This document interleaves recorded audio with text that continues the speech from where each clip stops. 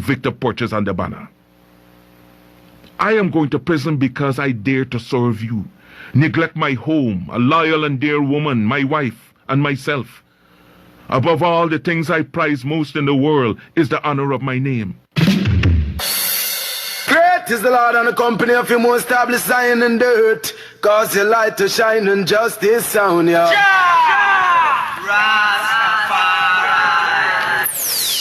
I have never in all my life, to my conscious knowledge, done one mean act. Because it has always been the policy of my life to live with honor or die for the principle. How well I have succeeded is made manifest in the sweeping consciousness that has taken hold of the race in Africa, America, the West Indies, Central and South America, Asia, and my imprisonment for so doing. The National Association for the Advancement of of colored people, and others who have combined to fight the UNIA are going to be disappointed because they cannot harm Marcus Garvey. Not Judge Mack, not J. Edgar Hoover, not W. We, the people of these United States, in order to form a more perfect union, establish justice, ensure domestic tranquility, provide for the common defense, promote the general welfare, and secures the blessings of liberty to ourselves and our prosperity, do ordain and establish this contract, this constitution for them, the United States of America. W.E.B. Du Bois and his Blue Vein Society, nobody. The history of the movement is now being written. Do you know what history means? History is the guidepost of a race. It is the inspiration for succeeding generations either to go forward or stand still, either to revenge or be revenged. I had a motive and a purpose. It was a crying voice from the grave that said, Garvey, we have suffered for 250 years for your day and time. It's your time we now. Expect something of you at this hour. The prejudice against us as an African people is not because of color. It's because of our condition. And to fight for African redemption does not mean that you must be disloyal to any government or country wherein you were born. It is not our purpose or intention to send all black people back to Africa. No! Those of us who leave America to go settle permanently in Africa will become pioneers, pilgrim fathers of the new nation. If the African race became strong in Africa, it could be strong everywhere. For 250 years, we have struggled under the burden and rigors of slavery. We were brutalized, we were maimed, we were killed, we were ravaged in every way. We are men. We have hopes, we have passions, we have feelings, we have desires just like any other race. The cries raised all over the world of Canada for the Canadians, of America for the Americans, of England for the English, of France for the French, of Germany for the Germans.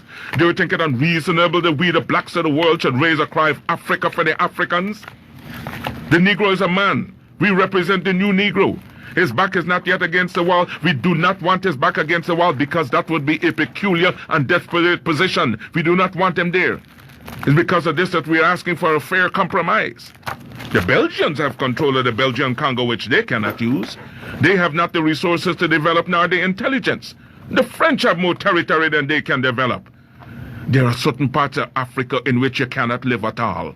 So it is for you to come together and give us a United States of Africa. We are not going to be a race without a country. God never intended it, and we are not going to abuse God's confidence in us as men. We are men, human beings, capable of the same acts as any other race, possessing under fair circumstances the same intelligence as any other race. Good afternoon, brothers and sisters. Good afternoon, my brothers and sisters. Good afternoon, kings and queens. Good afternoon, prince and princesses. Good afternoon, New Orleans. Good afternoon, Louisiana. It's a hot one, family. It's a hot one, and I would advise you to do as your brother does. Keep yourself hydrated. Keep that H2O in your system. best way to go. Look, let's start out the program this way, fam. Let's start out the program this way. Yesterday, we were in a meeting, right? Well, what they call a meeting, whatever, the city of New Orleans, the city council, not the whole entire city council, they got this committee or this board or this what they call it, this committee. It's supposed to be dealing with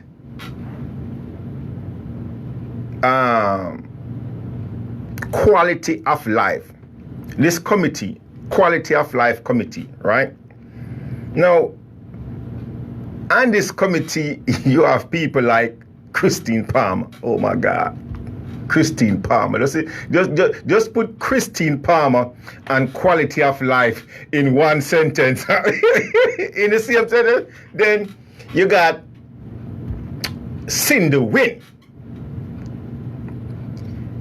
Then you got, what's his next one name? Gerardo, whatever. But apparently these three individuals sit on that board or that committee that deal with quality of life. Right? Now, to be honest with your family, we went there because it was supposed to be, again, members of the New Orleans City Council talking about quality of life, right? What kind of life? Human life. The life of the people that live here in this territory. You follow me? So you would expect that they would be speaking about things like, I don't know, maybe jobs, maybe housing, maybe certain utilities that have to do with quality of life. I don't know, maybe like sewage and water board, energy, even maybe about the school board. I don't know, maybe it could be about jobs, quality of life. You know, here's a committee. Here is so-called elected officials, right, who sits on this committee. The committee is titled Quality of Life, or this committee is supposed to address quality of life, the people's quality of life. And for 3 hours,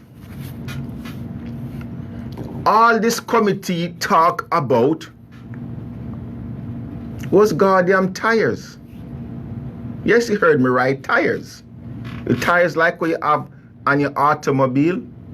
That's what they talk about, tires. So at one point in time, we get really curious and was like, hold on there.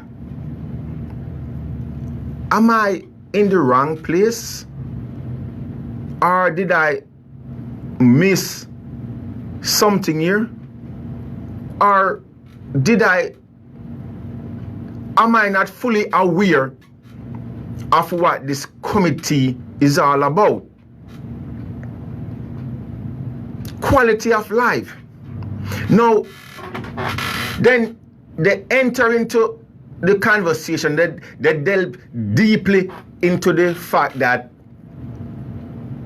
there is a crisis in New Orleans and all over Louisiana when it comes to illegal tire dumping. It's a crisis. No, there's a crisis according to these members, these so-called elected officials that sit on this New Orleans City Council. There's a crisis here in New Orleans and to a greater extent Louisiana when it comes to illegal tire dumping. They brought in experts from all over the state, the territory, right? They brought in experts from the environmental department.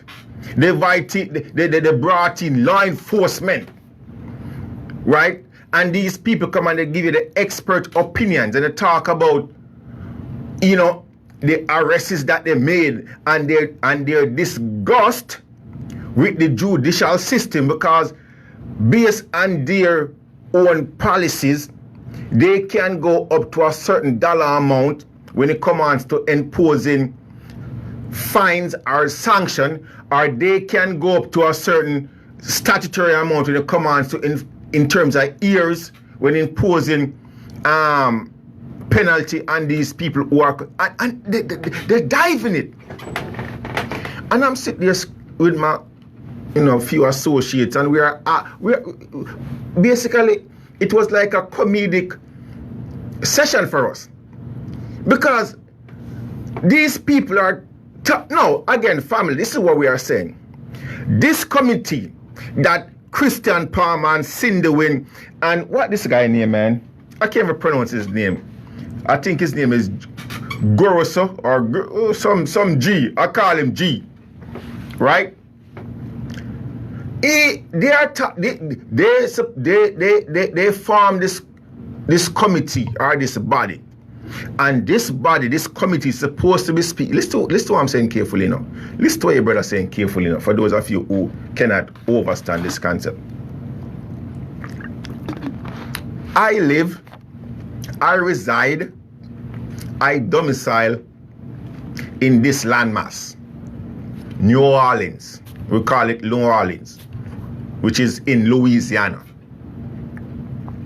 Here over this, in this corner, you got a group of people, so-called elected officials, who were put into power by we the people. They are utilizing delegated powers. They form this committee, and this committee supposed to be focusing on quality of life. The quality of life for their residents, or for the residents, for the people who they serve. And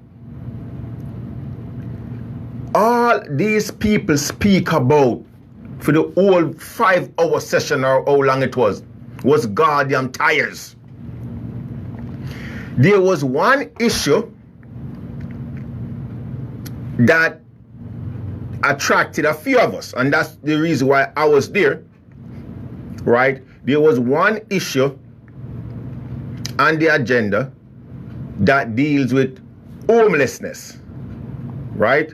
And again, that's what you would think that this committee, just from hearing its title, quality of life, would deal about. So this homelessness issue, right, was up top on the agenda, and they keep on kicking it down,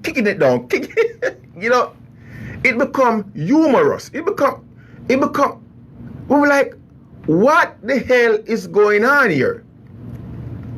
This is a quality of life we are talking about. Look, for those of you who really don't overstand your portfolio as electorates, as the bosses, for those of you who don't overstand your concept, and for those of you who just so clingy and just so, giddy-headed when it comes to politicians or elected officials, and for those of you who believe you live on every word that these people say, overstand this concept. We are not saying that the issue that poses itself as it relates to illegal dumping of tires is not something that we should address. We are not saying that. Okay? But what we are saying is not what's the word? Epidemic. It's not a crisis. No, it's not. Not in New Orleans, not in Baton Rouge, not in none of the 64 parishes in Louisiana. It's not a crisis. And when we're going to have members of the New Orleans City Council going to try to portray it like that, when you're going to have somebody like Cindy Wynn, that's her only goddamn claim to fame. And that's the only thing that's the only cause out there right now that she's championing for the people. Well, or maybe for her goddamn self too. Because even during that meeting yesterday, she looked like she was lost to me. I'll tell you that. She looked like she was so goddamn lost to me. It's unbelievable. You follow what I'm saying? We have a crisis here in Louisiana. We have a crisis here in New Orleans. And the crisis that we have here in Louisiana, in New Orleans, a matter of fact, all over the goddamn territory, is the crisis of homelessness. That's what we have. It was a joke, my brothers and sisters. It was a joke yesterday to sit in the chamber of the city council and hear these three clowns, Kristen Palmer, Cindy Wynn, and that other clown speak about tires? Speak about tires as if it is an epidemic. As if tires, family, look, for those of you who have been listening to this show or following the show for some time, and for those of you who know me personally, will know the type of person that I am. And listen to what I'm saying. We are not saying that the issue of illegal dumping of tires is not an issue that we need to put some voice to. But by God, these people sit on the board, and the title or their responsibility or the reason why this was formed was because, a matter of fact, the name of this board is Quality of Life. Quality of life. If somebody can tell me, okay, let's give it to them. Let's say, okay, let's give it to them. Let's say, yes, we have illegal dumping going on out there in New Orleans East. Yes, we'll admit that. Let's say, yes, there's illegal dumping going on in Baton Rouge as these prestige members tell us yesterday in the meeting. Show me. Look, they talk about stats. They love to present stats to us. No one showed us yesterday any stats or how any relationship between the dumping of illegal tires and or how the dumping of illegal tires affect the residents of any community or of any political subdivision. Nobody talk about that. There was no correlation between the two. There wasn't a study that said, okay, look, over here we have illegal tire dumping, and because we have this illegal tire dumping, people getting sick, or people can't go to and from the place of work, or people, you see what I'm talking about? There was no correlation, family. And here it is, for over 3 goddamn hours, 4 hours, these elected officials, these members of the New Orleans City Council, that's all they could have spoken about. And the one issue that was on the agenda that could be categorized as a quality of life issue was kicked down was kicked down, until there was nobody left in the goddamn city council, right? To the very last. My brothers and sisters, listen to me and listen to me good. Listen to me and listen to me good. I've been saying for some time, and look, the person who is championing that cause or speaking about that cause or putting a voice to that cause is Cindy Wynn, right? Because she, not on her own volition, not on her own volition. There's people within the community, like out there in Little Woods, right? Because look, there's a back road there in Little Woods that these guys, which the authorities know the individuals who are committing this type of civil disobedience, right?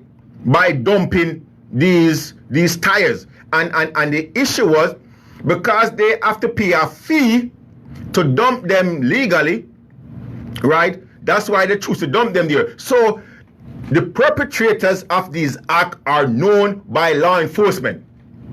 Okay? Now people brought this thing, this one issue out of many different issues that came to Cindy Wynn and Cindy Wynn table. And that clown Christian Palmer's table too, right? This was the one that they chose to go after or to champion. Under the premise, listen to this carefully, under the banner, quality of life. Africa's been sleeping, not dead, only sleeping. Today Africa's walking around not only on her feet, but on her brains. Dive down, black men, and dig. Reach up, black men and women, and pull all nature's knowledge to you. Turn you around and make a conquest of everything, north and south, east and west. And then when you will have wrought will, you will have merited God's blessings. And as you bow down to the white man today, so will other races bow down to you and call you a race of masters because of the superiority of your minds and your achievements. We must canonize our own saints, create our own martyrs, and elevate the positions of fame and honor. Black men and black women who have made a distinct contribution to our racial history. Sojourner Truth is worthy of a place of sainthood alongside of Joan of Arc. Christmas Addicts and George William Gordon are entitled to the halo of martyrdom with no less glory. Then why not see good and perfection in ourselves? God made man Lord of his creation, gave him possession and ownership of the world. And you have been so darned lazy that they've allowed the other fellow to run away with the whole world, and now he's bluffing you and telling you that the world belongs to him and that you have no part in it. I don't have to apologize to anybody for being black, because God Almighty knew exactly what he was doing when he made me black. You race of cowards, you race of imbeciles, you race of good-for-nothings. If you cannot do what other men have done, what other races have done, what other nations have done, then you had better die. Die! Hey, look, family, let me share something with you, man. Let me share something with my family. Let me share something. Look, when I go about my day-to-day activities, right? When I go about my day-to-day activities, when I encounter certain people, right? And, you know, they may ask me certain questions, right? Look, this is my whole argument or my whole approach to life. We are now living in the 21st century, okay? These United States of America, right? We went through a civil war, we went through a revolutionary war, and we went through, even today we are still going through turmoils within our governmental structure, or the structure of, you know, where we live, where we reside. But bear this in mind. There was a point in time when someone who looks like me, someone who sounds like me, was ridiculed, was looked upon not as a human being, but as property. Follow where I'm coming from. There was, look, and not very long too, for those of you who think I'm talking about centuries. Not very long, my brothers and sisters. We're talking about the 40s, the 50s, the 60s, 1940s, 1950s, 1960s, even up into the 70s. Right? Up into the 70s, we got a change, or the screen was drawn over the whole issue. Now it affects us still, or we are still demoralized, but on a different plateau, at a different level. But during those times, when black people weren't treated as human beings, when black people was treated as property, when black people was treated as slaves, and yeah, we can put a time frame to it. We can talk about from the 1600. Well, the truth about it, no, we ain't gonna stick to their timeline. We're not gonna do that. We're not gonna stick to the timeline that that the European masters, or that these educators, or that these keepers of history want us to stick with. We ain't gonna stick with that. They are teaching our kids about the 1600s. To hell with that crap. No, it's way before that. We're gonna go back to the 1300s, the 1400s, the 1500s. That's where we're going back, because that is where we can actually establish, or we have documented facts, right? Look, we are talking about the whole aspect of slavery, not from the point where the transatlantic ocean or voyage taking place. No, because slavery didn't start at that point. It was at that point they started to mass produce, or they started to put us, or to have us in commerce. At that point was the commercial aspect of slavery. That was the 1600, my brothers and sisters, was the commercial aspect of slavery, and that's what the history books talk about or teach our kids about today. No, we're going to the origin of goddamn slavery. Back when they lied to us, back when they came into our villages and steal us and rape us and lie to us and misuse us and take us into slavery, right? And that happened way before the commercial aspect. But look,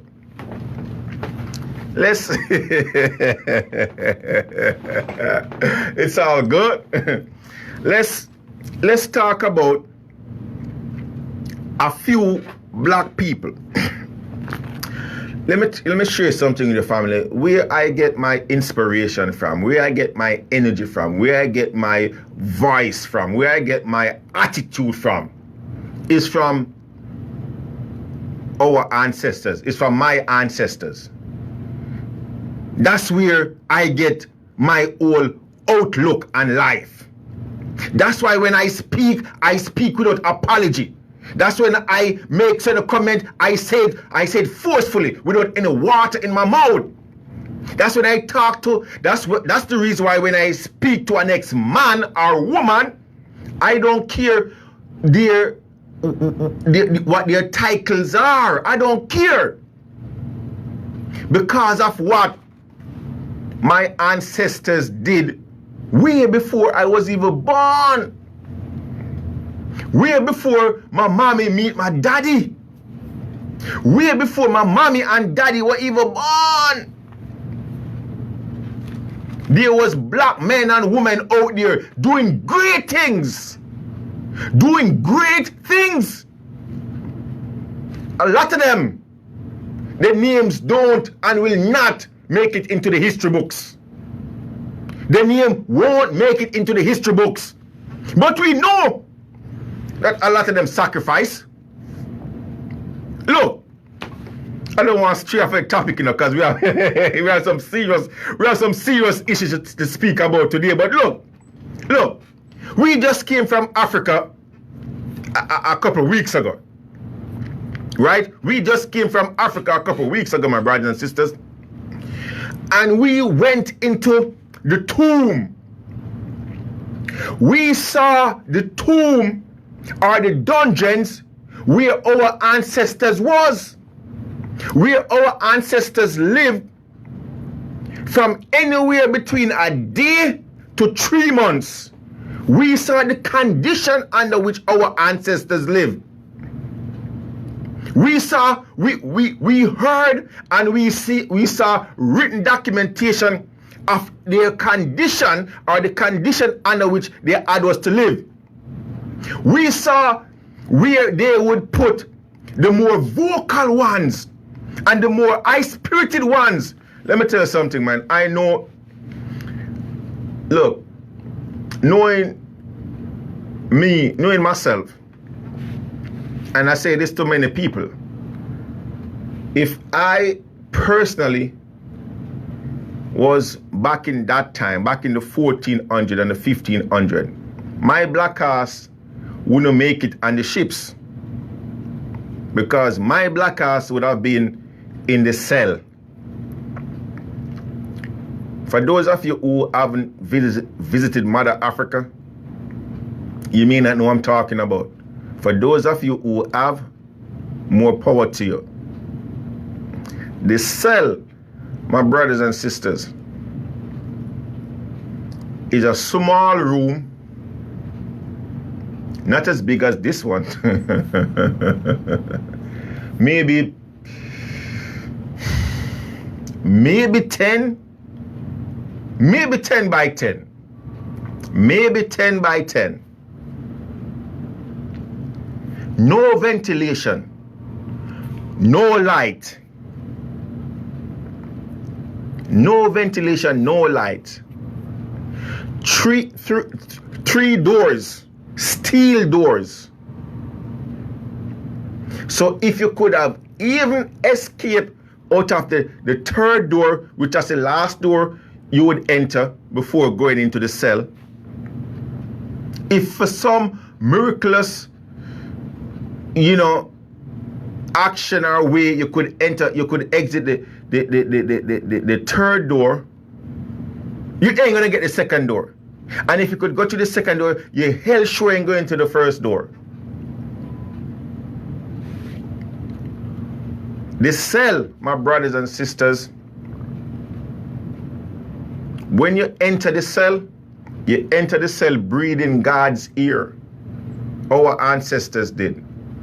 Those of them who enter the cell, they enter the cell breathing God's ear. When they come out, the corpse come out. Just the body without the ear. Once you enter that door, you basically walk into your death chamber. And that's why when certain people talk to me, or hear people out there talking about the goddamn Holocaust and the Jews, I keep my mouth shut. I keep my mouth shut. And I'm going to be honest with you. On certain issues, I won't speak. On certain issues, I won't speak. On certain issues, I keep my mouth shut. And on certain issues, I don't enter into a dialogue with anybody, because we understand the concept that a lot of people out there speak on issues from a collective point of view. A collective point of view. And they speak about the issue from where then they learn. Right? Some gonna brag to you and tell you, oh, I went to the institution of, look, I got 3 PhD and my master's degree, and they was goddamn indoctrinated. And they're gonna speak to you from that point, from the point of indoctrination. I don't speak to certain people. I keep my mouth shut. And then I'm the type of person, I'll get emotionally, or I'm high-spirited. And I will call somebody to them face a dumbass. And I don't want to disrespect anybody because of their own personal belief or ideology. Because again, overstand the concept. They can only speak from their level of overstanding or understanding. Right? They can only speak from look, trash in, trash out. That's what I'm saying. Make it simple. Trash in, trash out. Don't tell me jack about another goddamn race of people or group of people. I don't want to hear that shit. Talk to me about black people. I'm black. Look. To each his own. I have no animosity for the white man, for the Jews, for the Italians, for whatever race you. I have no animosity. I love you just as much as I love my black man and my black woman. I do. But understand the concept. From a historical point of view, there's differences. And if truth be told to all of you, look, you talk about superior race and superior knowledge and superior, look no further than the goddamn black man. You talk about superior. Huh? It was my ancestors. It is because of our ancestors, my ancestors, why we do what we do today, and we do it proudly. And we will not change the way we do it to please no one, or to pander to no one, or to massage no one. We will not. Because in a time when it was to basically to sign your death warrant, you got black men and women out there speaking, and not only speaking but taking action. That is why today, as I sit here, I have no respect, no regards, no love for these bourgeois black men and women that you come across on a day-to-day basis. More so, those weak-ass, kiss-ass, want to be friendly with everybody, black, so-called black politicians. To our ancestors, we say much love. To our ancestors, we pay respect. To our ancestors, we pay homage. To our ancestors, we say thank you.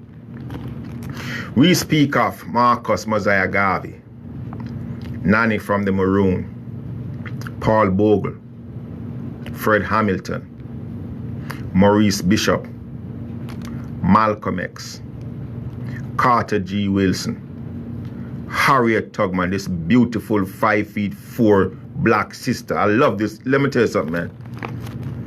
Thomas Sankara, Samuel McKell, Bookman Duty, Toussaint Louverture, Jack Dessalines. Now, family, these are just a few of our ancestors who we choose to keep their names alive on a day-to-day basis. These are just a few of our ancestors who we tend to idolize. Just a few. If we should name all of our ancestors, we would need more than this 2-hour slot that the show permits us to. We would need a lot more. Okay? This is our list. You can go out there and you can create your own list. Then you can call us, or you can text us, or you can email us, and you can share your list with us. As a matter of fact, you can even come on the show and tell us why you honor these people. We will give you that. Look, we created this platform not for Anthony Brown or for my family. This platform is for ours. You can utilize this platform however you deem fit and necessary as well. It was because we were shut down, shut out, and we were denied access to the media why we created this platform, so that others like us, others who are walking in the same path as us, have a platform by which they can speak and not be quieted and not be shut up. Understand the concept, family?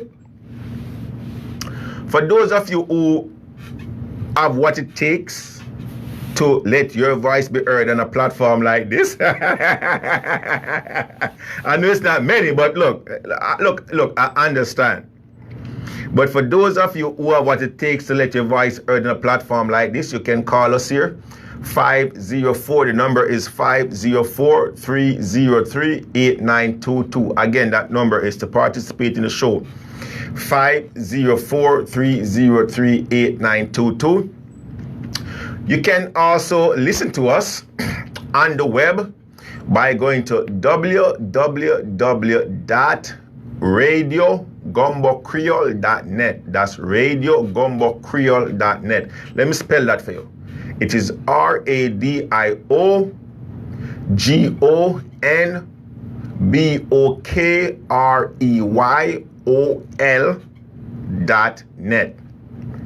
You can also listen to us from your device of choice. You're going to or coming from work, you dial the number 667-930-9041.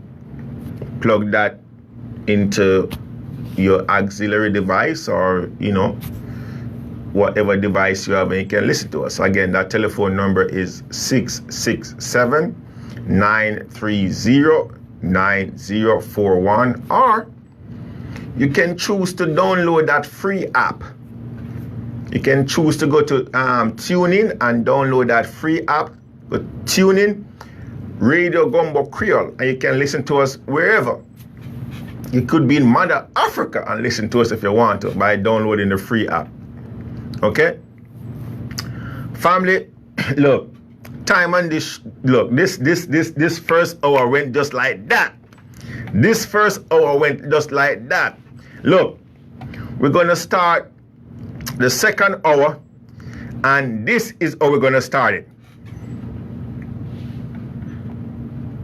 And received your taxpayer money to fix up a property like this. In our new investigation, we want to ask you this question. How would you feel if you had to tell your boss to pay up $500,000? Allegations of bullying, threats, harassment by a powerful board member who may owe you $500,000. I'd almost like to make a joke about his arrogance. Yes, it's arrogance. We approached that board member, businessman and developer Donald Valle, during his break at a recent Louisiana Housing Corporation board meeting.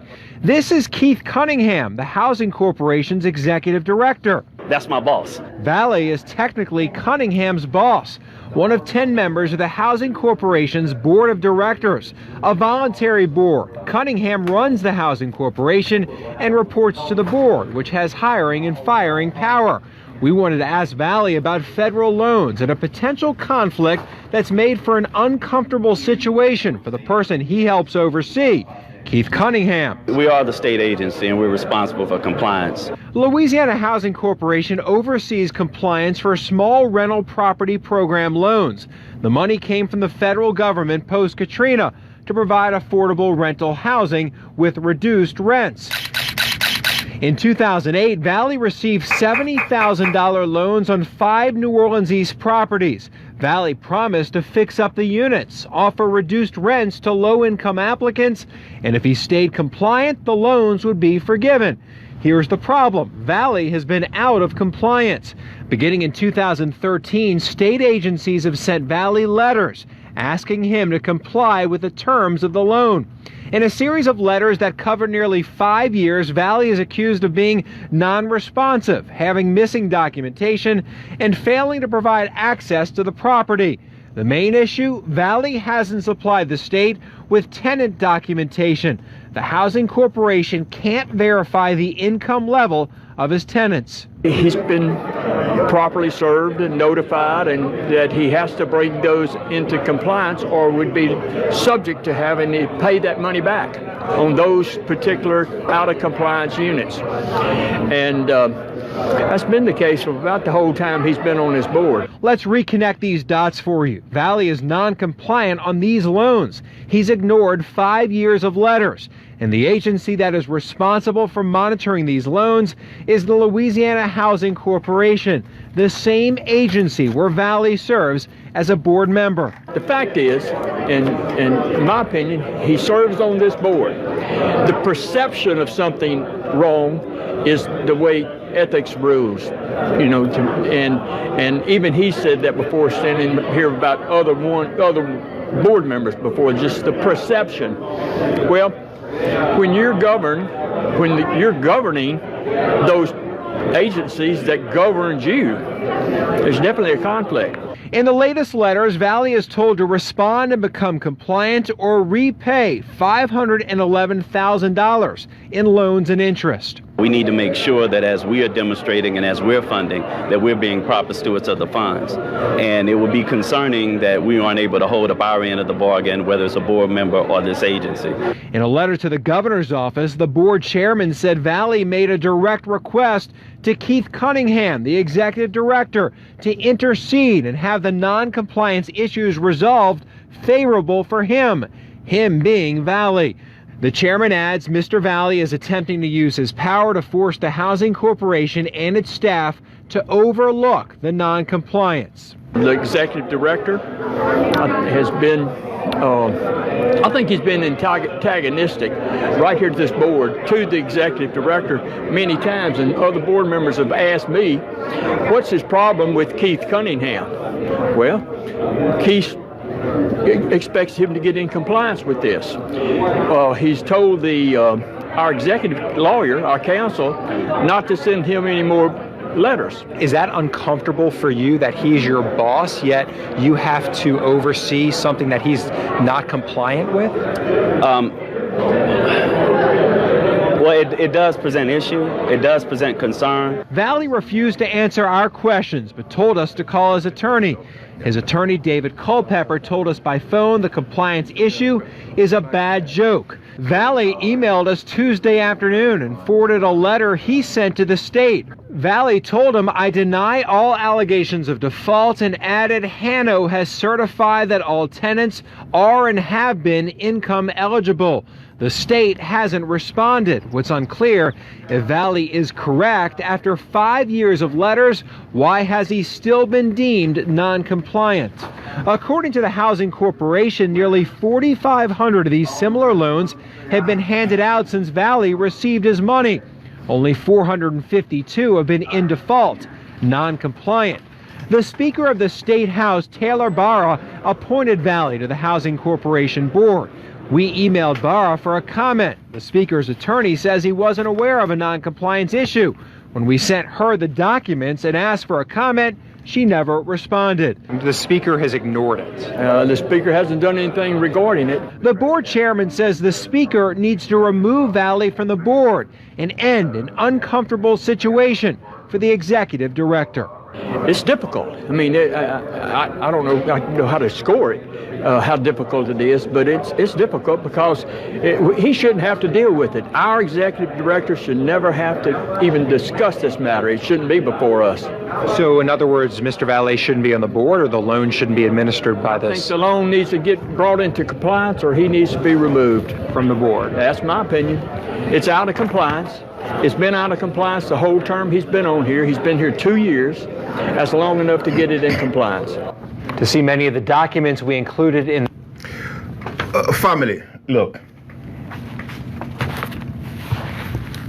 We're going to talk about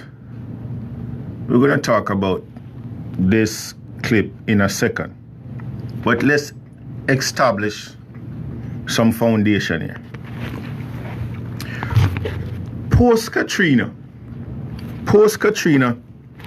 the territory of Louisiana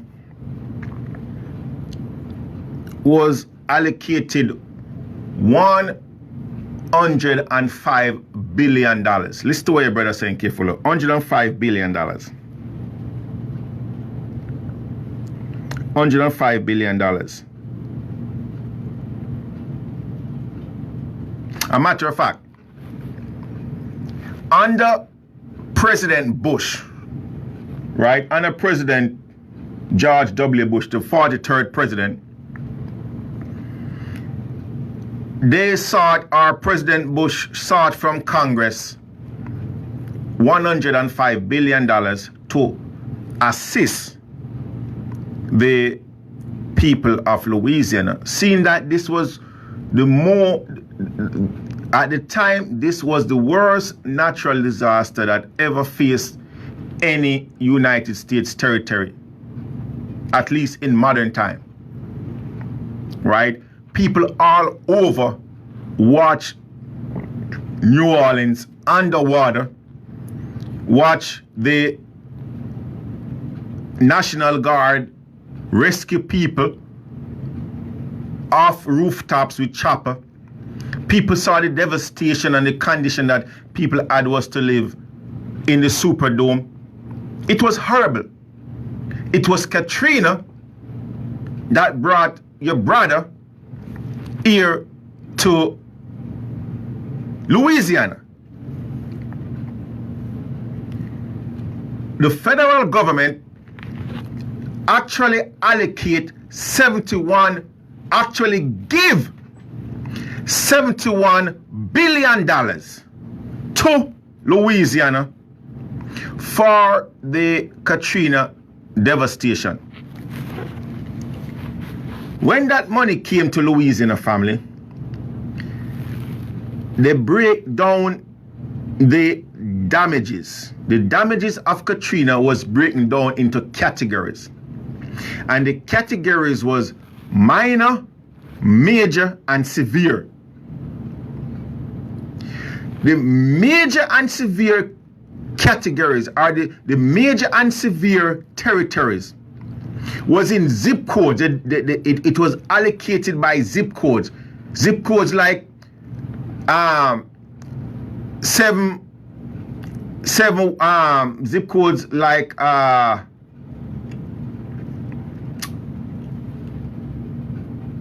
zip codes like 70127, 70128. We're talking about New Orleans East, the Lower Ninth, that era, right? That era that absorb the blunt of the water from Katrina. But the issue is the federal government give to Louisiana $71 billion, and that money was obtained on pre-Katrina population.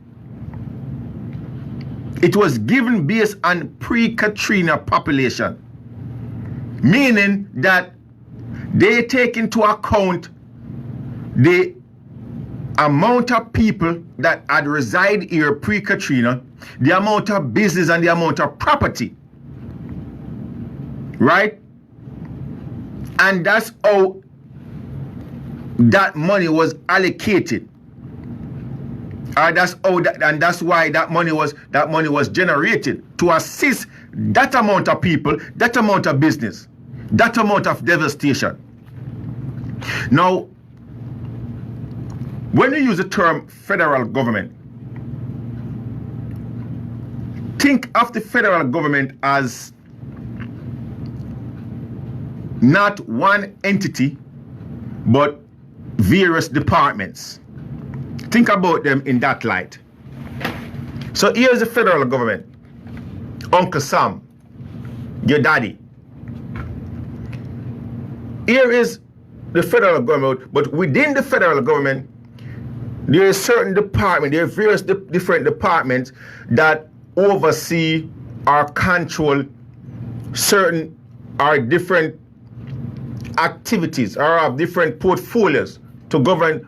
For example, you might find one department, HUD, as a federal, that's a department under the administrative branch of the federal government. They might deal with housing, right? Everything related to housing. You might find another department, FEMA. They will deal with like flooding and natural disaster. You might find another department like the environmental division. So each of these departments deal with different aspects of society, right? And each of them, based on their portfolio, allocate monies here to Louisiana based on pre-Katrina numbers.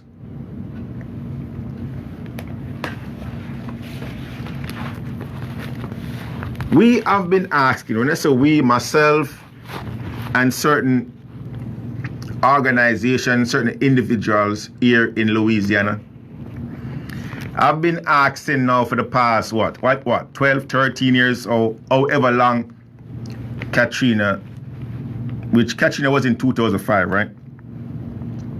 We have been asking for a forensic audit of the money that came here to Louisiana.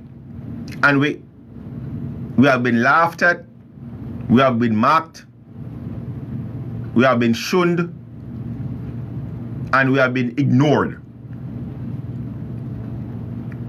Nobody,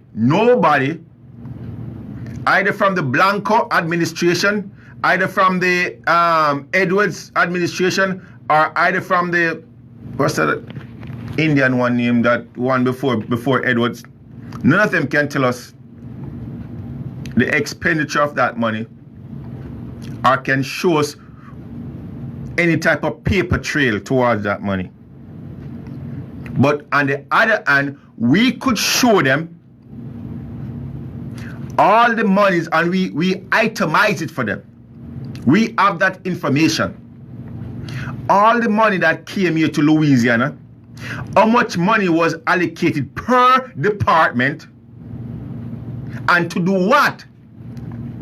We have that information, and if we the people have that information or could put our hands on that information, the government, the entity that receive that funding should have that information as well.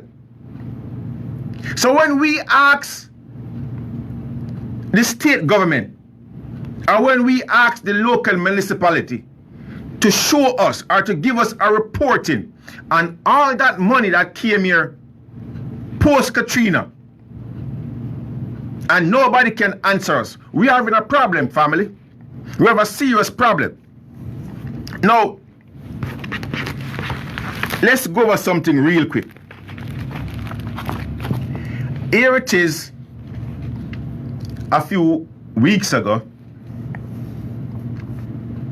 your mayor, the mayor of New Orleans, the first so-called black female to have that title or to sit in that office. A matter of fact, talking about that, do you guys know that Latoya Cantrell is not in New Orleans right now? She's in Hawaii. She and her family, and what she's calling a what? A work vacation venue. Hey, no man, this is, see, hold up, family. Latoya, look, since she's been in the office, you know, she been every other, 2 months, she's in some foreign country. or she's out of New Orleans. Here it is, and when she do this, she have a mirage of people. She have a large group of people who is in her entourage. Now here it is, her family. I'm talking about her husband, her kids. Right? Look, we want to see the expenditure of that trip. According to her, a portion of her, according to her mouthpiece, according to her press reporter, you know, she is going there to represent the Council of Mayors, right? So it's official business. Now we want to know how much money was spent on this trip to Hawaii. We want to see the breakdown. How much taxpayers' money did Latoya Cantrell spend or is spending right now, right, in Hawaii? We want to see what fraction of that did she actually put up, actually came out of her salary, actually came out of her bank account towards this trip. We want to see that, and we need to know that, okay? Because we know she have a very feeble hand when it comes on, not only she alone, but we're talking about Miss Latoya right now. When it comes to money, we want to know if we the people gonna be paying for our breakfast, lunch, and dinners, right, and our nightcaps. We want to know that. We want to know if we the people, while she's there with her family, you know, and it's supposed to be a business vacation type thing. So part of it is business and part of it is personal. We want to see the expenditure on the personal side and on the business side. And why on the personal side? Because we want to see where that money come from. Here it is. Roughly around a month or two ago, Latoya went to John Bell Edwards and said, look, I need some money. I need some money to the tune of $70 million. I need $70 million. And that $70 million is going toward infrastructure as it relates to sewage and water board, and as it relates to, sewage and water board, right? She wants $70 million. $70 million, again, for those of you who just joined the program, we got $71 billion post-Katrina towards Katrina, pre-Katrina numbers and pre-Katrina condition, right? She went to John Bell Edwards and she said, look, Daddy, look, John, look, Mr. Governor, I need $70 million, right? John turned around and said, well, look, Latoya, look, this is what happened. I ain't gonna give you a 70, but I'm gonna give you a 50. We're gonna make it a big hoopla. We're gonna get the media involved, but we're gonna do a big signing. We're gonna make it $50 million, and we're gonna outline that this $50 million is for infrastructure as it relates to sewage and water board. Okay? Stick a pin. Sewage and water board. In my aunt's family, I got a bill from sewage and water board. Now, this bill is itemized. This bill is itemized. This person actually pay on this bill, actually pay for water usage. That's one itemized billing, water usage. I don't know how much of you guys actually look on a utility bill on a day-to-day basis or a month-to-month basis. I don't know, but I do. And several other people who I know do as well, right?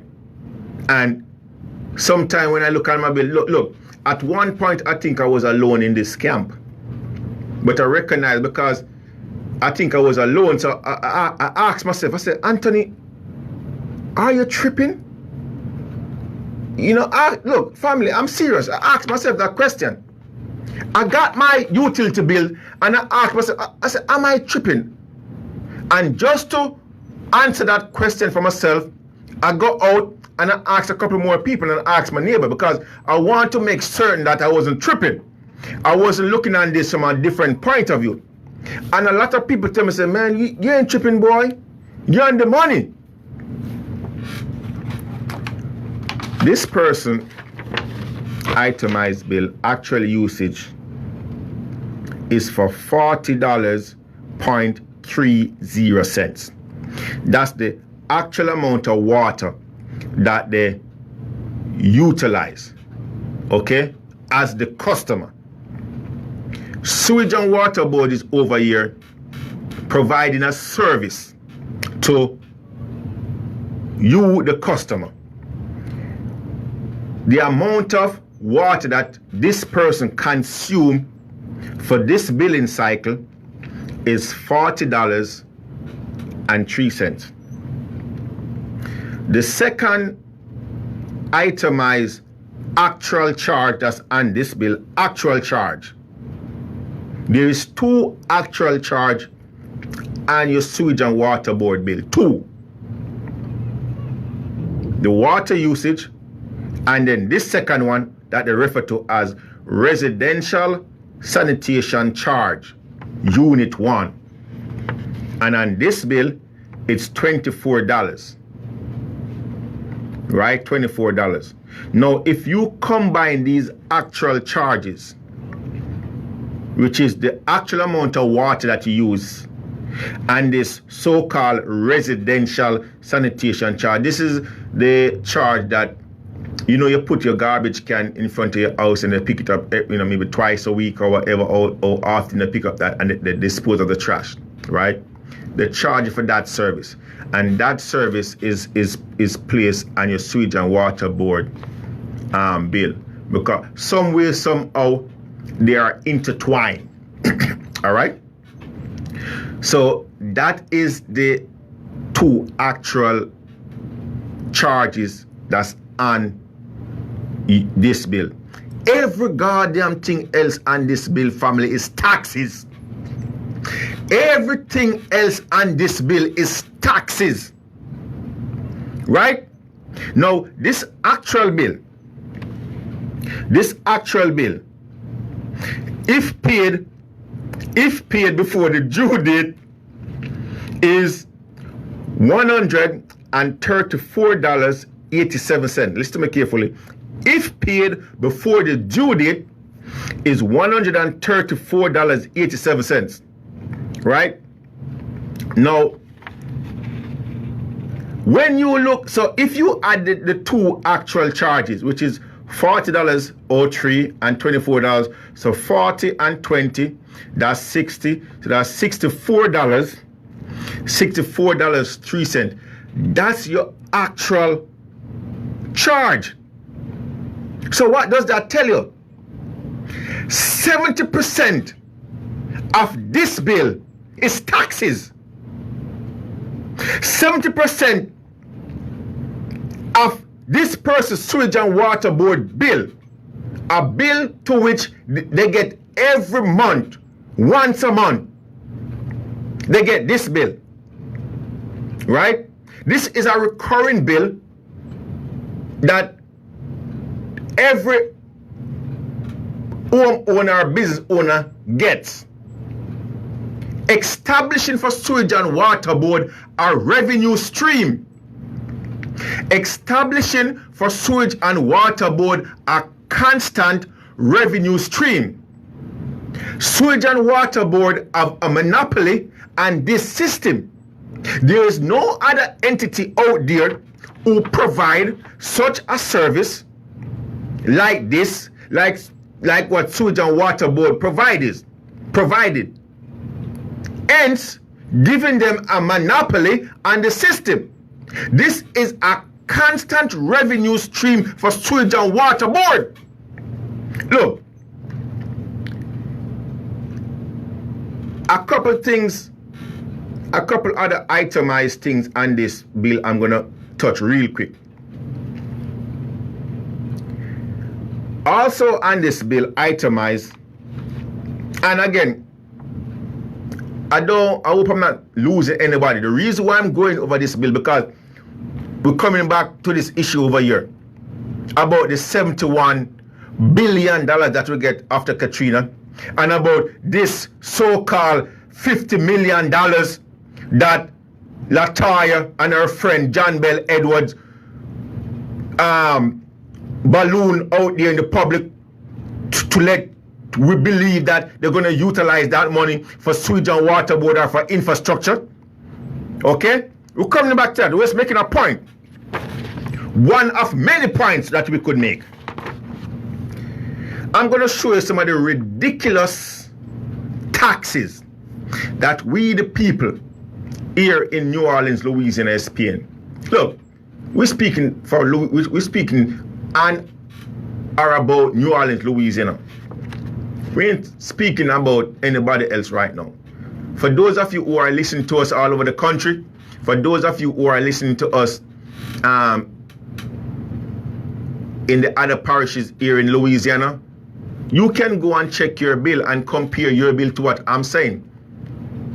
And more likely than not, you're going to be facing the same dilemma or situation. You're going to be seeing it for yourself. But check this out. When you look at one of the itemized bill, it says ready to serve water for 5/8-inch meter. Now that's the meter that regulates the water or tell you how much water you use, by which they use that reading and that meter to actually charge you, right, or bill you. Now look, again, we are reasonable people. We are not here to rob nobody, steal nobody, right, or to cheat anybody, right? Even though we could dispute this charge right here, right, which is in the amount of $7.90, we're going to say, you know something, let's give that to them. Because they can make the argument or try to make the argument that, look, that meter belongs to them, right? They can make that argument. And even though we can dispute that or we can debate that, we say, okay, we're gonna leave them alone, right? Let's move on to the next charge. Safe drinking water fee. What? Let me say it one more time for those of you who don't get it. Safe, S-A-F-E, drinking water fee. What the hell is that? What kind of fee? Who the hell come up with a fee like that? No, family, how ridiculous is that? How ridiculous is a fee like safe drinking? Look, the water that's coming into your tap, it doesn't matter. Either in your place of business or your place of residence, supposed to be safe for human consumption. It should be safe for human consumption. So, what this fee is saying to you? If you don't pay this fee, the water that this, what? They're gonna treat it like what's going on up there in what did the place name? Up there in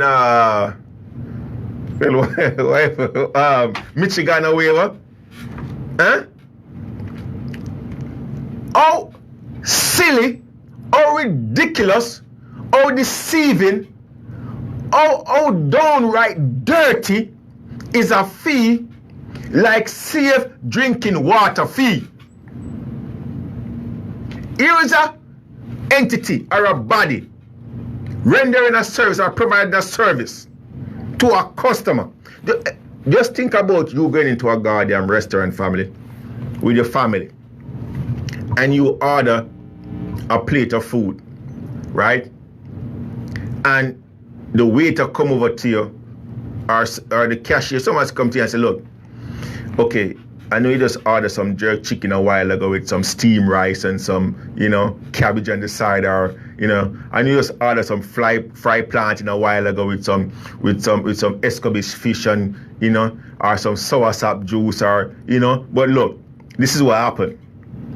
We're gonna give it to you. We're gonna give it to you, or your bill is, $20.99.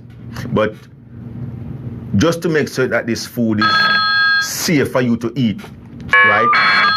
We're gonna charge you another $5. You see what I'm saying? The Proven Truth. Hello? Hello? Yeah, hi, Anthony. This is Mike Howells. How you doing, my brother? Great to hear you again, hear your voice again. I'm so glad you're back on the air. Oh, man, I appreciate you, man. Now, when you talk about the safe water drinking fee, yeah, okay, that's bad enough, but we don't even get safe water. How often do we have a boil alert in New Orleans? Right. It's like every other day we have a new boil alert. We've got to boil our water. So what the hell is being done with that safe drinking water fee? That's so typical of the level of corruption that reaches every aspect of government here, and every aspect of the corporate world, for that matter, the big corporate world. I believe that there's a deliberate attempt to run down the Sewage and Water Board in order to pave the way for it to be sold to cronies of whoever happens to be in power at the time. You mean to privatize it? You mean to privatize to some outside entity? Exactly. Who will regulate, exactly. and we the people won't have no say about it. That's exactly. Yeah. Because that's how they make money these days. That's how they've been making money for the last 30, 40 years. It's just selling off every public service the city and the state and the federal government provide, especially in this city. And we have such corrupt officials. And this, of course, is linked to Katrina, too, where they privatized the hospitals, where they privatized public housing, they privatized the management of education, and a whole bunch of other areas of privatization. That each time, and I view what's happening to the Sewage and Water Board as a conscious effort to sabotage it, just like they did with public housing, and then come up with a reason to sell it. And they can use it to put pressure on the people. They can say, either you allow us to sell the Sewage and Water Board to our friends at fire sale prices, plus, of course, they pocket some bribes. You allow us to do that, or we're going to poison you with bad water. Right. That's how these gangsters think. And then they buy their Aviant or whatever the hell they're drinking. And that's really how they think. I mean, that's sick, the people that we have running. Well, it isn't just the city, but we know these folks the best. And it's just, okay, it's about destroying every last public service and then being able to sell it off to some racketeers in the private sector, and who will then fill the pockets of the politicians who will, I guess, when things just totally go to hell, they'll move to France or something. I don't know. Man, Mike, I think. Look. That's just one. That's just one of the ridiculous fees that's on the bill. There's a couple more. You know what I mean? Ready to use. Oh, there's a million of them. Yeah, ready to use. So but the point here is there's a couple points here. The issue here is that 70% of your utility bills, sewage and water board, Right. and entity two is taxes, right? And the sewage and water board bill, there's only two actual charge you got on it, right? And it's Right. water usage and that sanitation charge. That's the only two Right, where actual, you get a real service. right. Everything else is tax, and that's my point. Not only that, but what the issue here is that this right here is a constant revenue coming in to sewage and water board, right? Now, one of the reasons why I touch on that, Mike, which I don't think I'm going to have enough time to get into it today, maybe for another show, but here it is that Latoya Cantrell and many others want us to think that sewage and water board, as an established business, as a business that have the monopoly on the water system, cannot maintain its own infrastructure or pay its own people. And I'm saying that's a farce, that's a lie, that's ridiculous. They can. Right. It's about the fact that they are mismanaging the money, they are stealing the money, they are moving the money from their bank account into their retirement fund, and they are actually lying to the people of New Orleans. That's what's happening right here.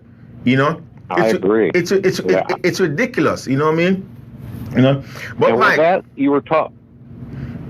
Yeah, you're talking about the $71 billion that came in as aid from Katrina. Yes. I mean, we already know that the corruption was rampant, right? Don't we have an ex-mayor who's sitting in prison because he gave his kids some money that were supposed to go to the disaster recovery so they could set up their own business? Let me tell you something, man. We got one in prison.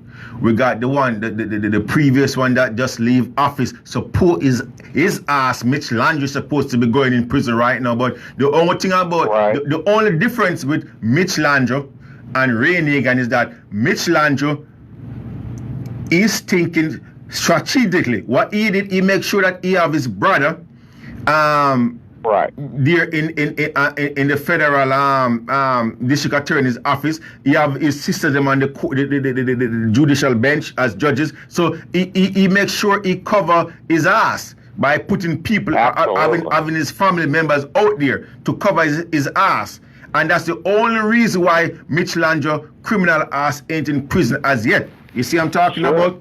You know, but Mike, like how I have you on the phone, man, there's something I want to touch or go over with you real quick or get your opinion on. I don't know how long you have been listening to the show, but in the first hour of the show, right, I was speaking about the fact that here we were yesterday, a group of us at the city council meeting, looking this board supposed to be dealing about quality of life, right? Quality of life for the people.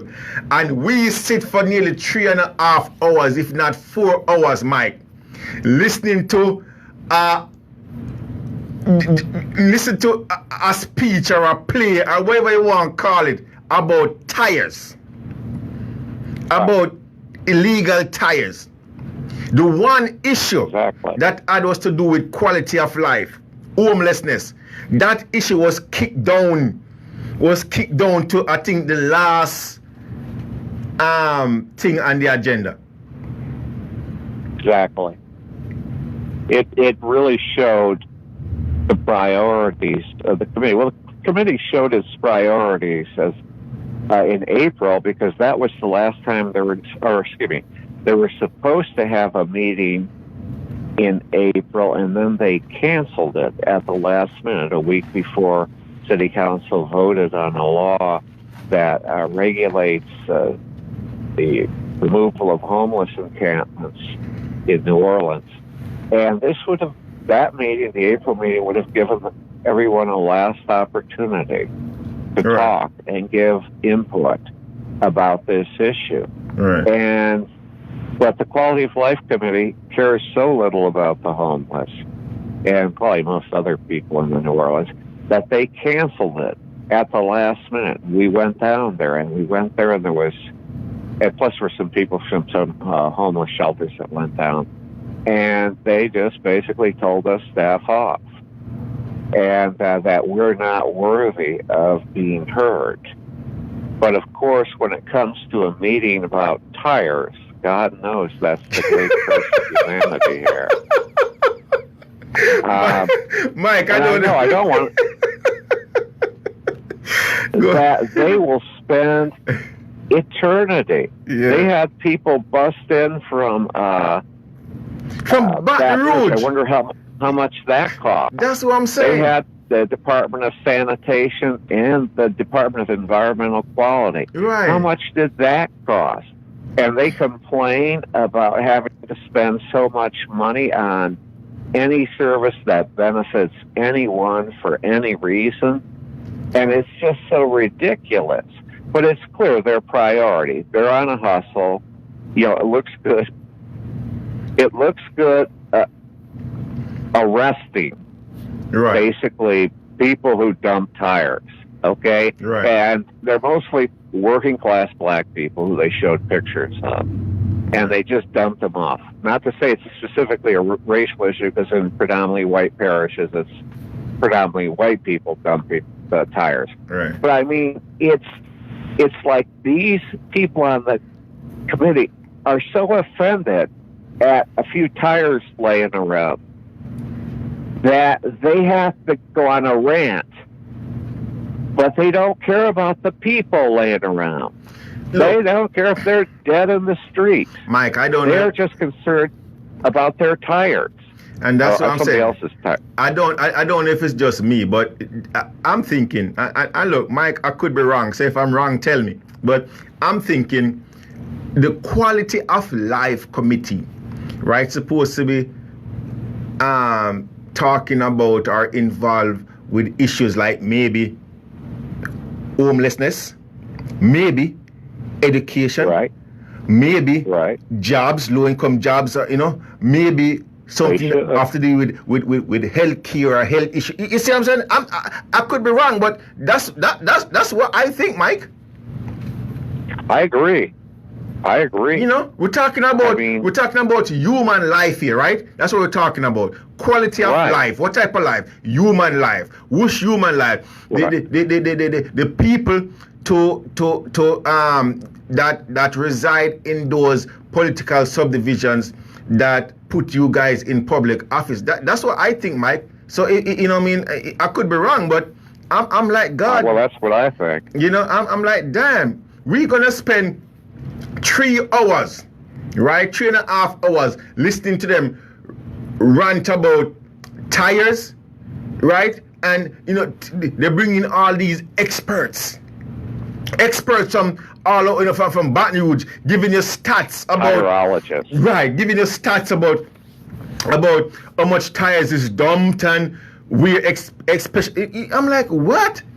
Law enforcement, people from the environmental agency and Department of what you call it, environment, EQ or whatever. I'm like, hold up, And my question is, right, is show me the correlation between these tires that's being dumped, or all these tires that's being illegally dumped, how they actually relates to or affect the population at large. You see what I'm talking about?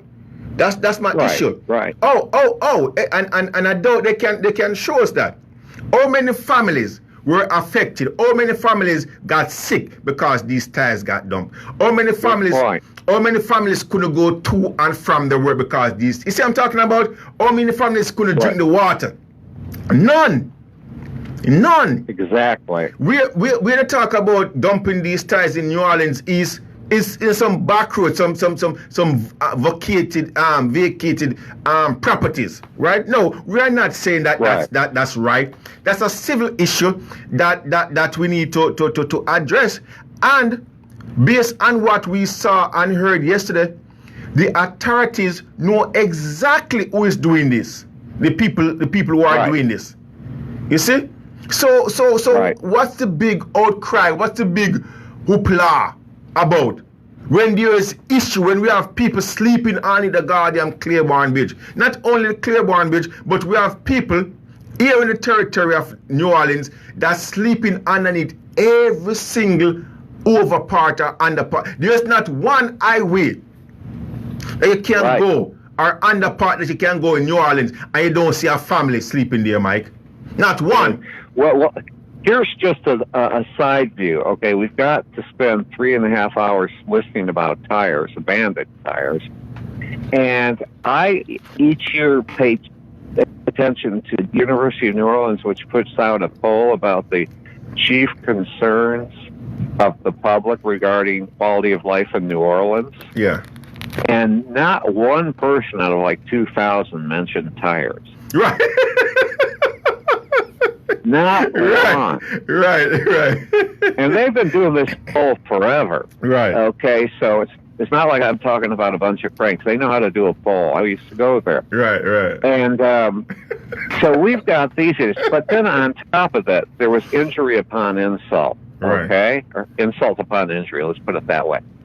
When we finally got to speak, all right, I mentioned promptly that those guys canceled, the Quality of Life Committee canceled the meeting at the last minute, that they did not give adequate prior notice, which should have been at least the evening before on a website. And they did not bother to apologize. And then when I brought up, I'm sorry, Mr. Howells, we had something came up. You know, if I was one of the big city contractors and they canceled a committee meeting on me, the first thing they would say is, I'm sorry, Mr. Howells, your company, we didn't mean to inconvenience you or your company, but an emergency came up. Right. They didn't bother to say anything about that. Right. Then I started talking about it. And I did initially complain about the tire obsession. But then I started saying, well, even the mayor was against this ordinance. The homeless advocacy groups were against this ordinance. And then suddenly, Baby Joe Giarrusso from District B, his dad used to be the police or his grandfather during Jim Crow times. Right. Said, well, what do you suggest to improve the ordinance? What do you suggest? And then I said, repeal it. And then we'll go through a whole new set of hearings where everybody gets a better opportunity for more public input. He said, we had 2 hearings. Right. I said, I didn't hear about them. And anyways, I said, what you could have done is you could have had that last hearing and that would have helped. But anyways, he was very angry. And especially when I brought up repealing it. Right. And it's like, I'm the one sitting there for 3 hours. I don't get paid a penny for sitting there. He gets paid money to do what he does. Right. All them clones get paid for sitting there. Right. Sitting there. He gets bribes probably from some, I don't know, development, real estate company. Somebody that doesn't like tires probably bribed him to have this hearing. Right. And so he's angry with me after I have waited 3 hours. And, he said, well, what do you want me to do? And I did say repeal the law. Then I said, he said, well, what are we going to do? Just allow people to lie dead in the streets, blah, blah, blah. I said, no. I said, let the mayor handle it administratively. And he got even more angry at that. Right. And it was just the arrogance was total. Yes, and at the same time, your councilwoman, Cynthia Wynn, just No. Hold up, Mike. Hold up. She my goddamn councilwoman. She representing Anthony Brown. Yes, she may be representing District E, but she representing me. Look, the only reason... Well, that I would agree. Let me tell you something. She's not representing 99% of the people. No. Look. You remember when this guy, the law enforcement agency from the EPA, talk about how much time he spent with Cindy Wynn out there in New Orleans East? Let me tell you something. Yeah. When Cindy Wynn come to public office, right, there's many issues that was laid in front of her, right? But for some reason, I guess this one is a walk in the park. right? Which this one have nothing to do with the masses at large, or issue that directly affects the masses at large, right? Only few. Let me tell you something. Not only Cinderwin, you got a few. Like man, you have this next one. Who is looking to run for state office, or is on the ballot right now. However, it is talking about these tires issue. And why they're talking about these tires issue? Because these tires issue ain't conventional. You know what I mean? Nobody gonna be up in your face because of tires. And again, we saw it yesterday. The few people, look, you go down Chef, and you can count all the tire related businesses that's on Chef. You can go out there, old Gentili, and you see these people, everybody who was there at this joke of a meeting, or you want to call it, yesterday in City Hall, know the culprit or the perpetrators, the people who participate in dumping these tires. Man, it was a joke to hear these guys tell you how many tires that was dumped. Oh, 200 tires was dumped right here, and over here they got 12 tires dumped right here, and over here they got 10 tires dumped right here. Even the guy who got up to speak on the issue was talking about how he walked down his street and he saw what, 5 tires over. I'm like, what the hell? And we spent it's a tons joke. of money on making sure that people are, that they count the tires, and then I guess somebody's got to pick them up.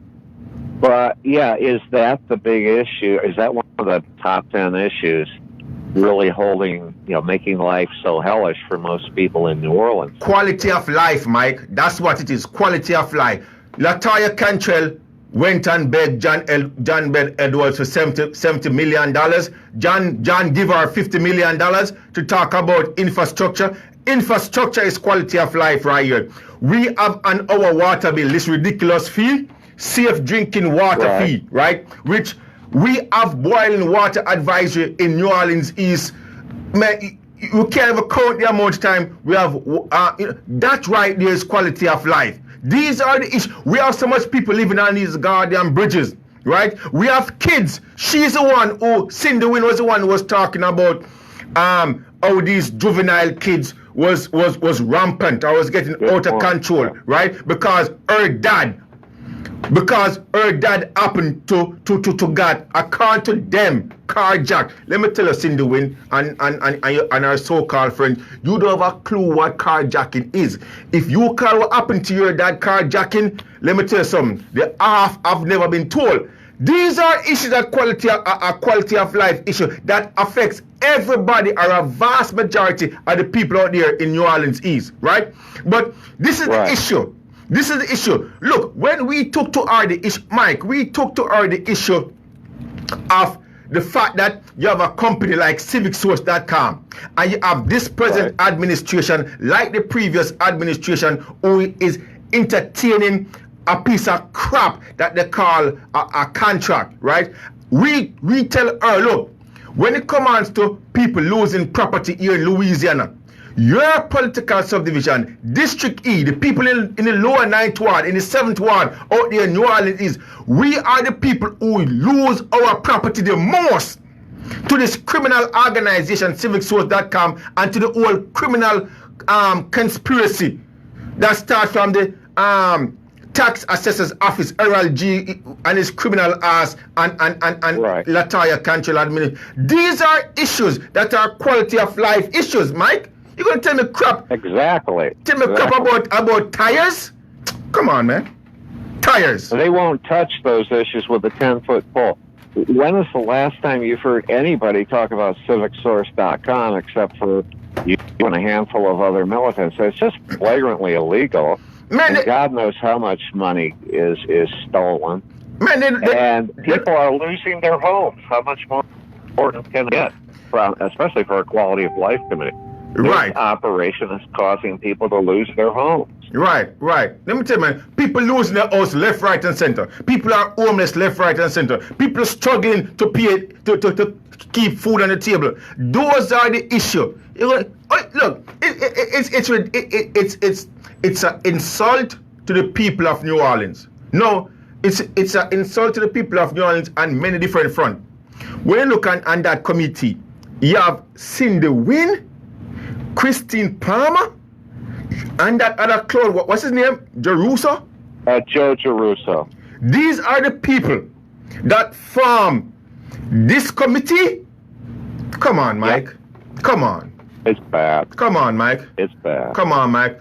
Hey, look, my brother, I appreciate you calling into the show, man. We only have 2 minutes left. I'm going to wrap it up, man. Let's keep in touch, man. And well, thank you. We talk some more, my brother. Again. Okay. Okay, all right. Bye-bye. All right, bye-bye. Family, look, this is one of the fastest 2 hours and the program. Look, we didn't even get to go or to dive into the whole meat of the matter, right? But this is what we are saying. Even before that $71 billion came here to Louisiana, the sewage and water board, man, look, we're going to have to do this next time, family. We're going to have to do this next time. Look, we appreciate you guys tuning into the show. Again, you're listening to The Proven Truth. You're listening to The Proven Truth with your brother and host, Anthony Brown, coming to you live from the studios of Radio Gumbo Creole in the beautiful territory of New Orleans, Louisiana. Remember, it's hot outside. You guys need to keep hydrated. Keep yourself hydrated. And until next time, Anthony Brown. And this story, including Peace, the much letter love. Valley recently sent to the state, log on to our website, $111,000 in loans and interest. We need to make sure